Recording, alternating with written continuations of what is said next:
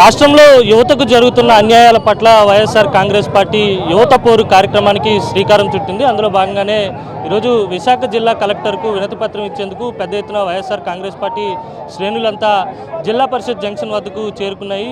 భారీగా చేరుకున్నటువంటి వైఎస్ఆర్ కాంగ్రెస్ పార్టీ శ్రేణులను అడ్డుకునేటువంటి ప్రయత్నం పోలీసులు చేస్తున్నారు. మనతో పాటు కొంతమంది యువకులు ఉన్నారు, మాట్లాడదాం. ఏ విధంగా అన్యాయం జరుగుతూ ఉంది రాష్ట్రంలో యువతకి, ఎటువంటి డిమాండ్స్తో ముందుకు?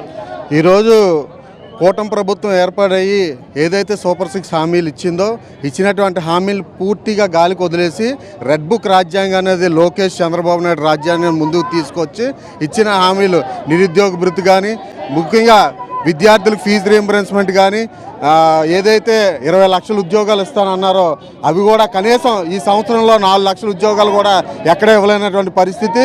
అంతేకాదు ఈరోజు నిరుద్యోగ భృతి కింద 3,000 రూపాయలు ఇస్తానని చెప్పి ఇదే కూటమి ప్రభుత్వ నాయకులు, ఈ డీసీఎం సీఎం అందరూ కూడా లోకేష్ చెప్పడం జరిగింది.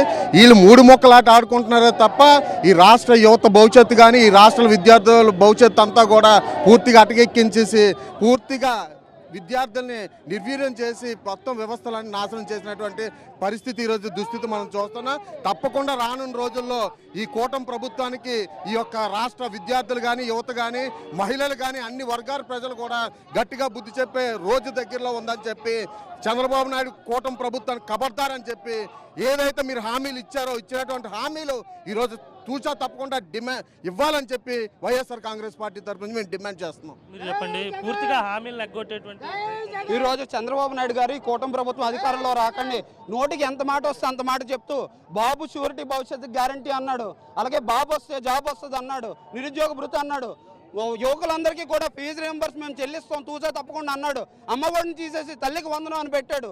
ఇవన్నీ కూడా తొంగలో తొక్కుతూ ఒక్క పథకాన్ని కూడా అమలుపరచకుండా ఈరోజు అందరినీ నమ్మి ఓటు వేసిన ప్రజలందరినీ మోసాన్ని చేసిన పాపం అంతా కూడా ఈరోజు చంద్రబాబు నాయుడు అలాగే కూటమి ప్రభుత్వం కూడా మూట కట్టుకుంటుంది. దయచేసి చంద్రబాబు నాయుడు గారు యువతతో కానీ, విద్యార్థులతో కానీ ఎప్పుడు కూడా మీరు పెట్టుకోవద్దు. గతంలో ఏదైతే మీకు శాస్తి పట్టిందో 2029లో కూడా అదే శాస్తి పడుతుంది.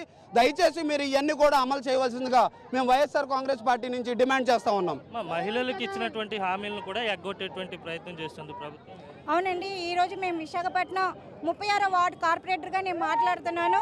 ఆ రోజు ఎలక్షన్ అప్పుడు తను పిల్లలకు కానీ, ఆడపిల్లలకి ఒక్కొక్క మహిళలకు కానీ ఒక్కొక్క పిల్లలకి 15,000, ఇంట్లో ఎంతమంది పిల్లలు ఉన్నారో వాళ్ళందరికీ 18,000 మీకు అని చెప్పేసి ఆ రోజు చెప్పిన అతను ఈరోజు అధికారంలో వచ్చి 1 ఇయర్ కంప్లీట్ అయిన తర్వాత కూడా ప్రజల గురించి ఏం పట్టించుకోలేదు.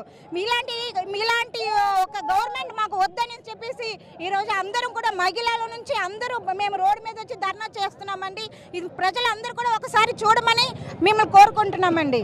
ఇది మొత్తం మీద ఎన్నికలకు ముందు చంద్రబాబు కానీ, కూటమి నేతలు కానీ ఇచ్చినటువంటి హామీలను ఖచ్చితంగా నెరవేర్చాలి. లేని పక్షంలో వైఎస్ఆర్ కాంగ్రెస్ పార్టీ యువత తరపున, రాష్ట్ర ప్రజల తరపున పోరాటం చేస్తుందని ఉన్నటువంటి నేతలు స్పష్టం చేస్తున్నారు.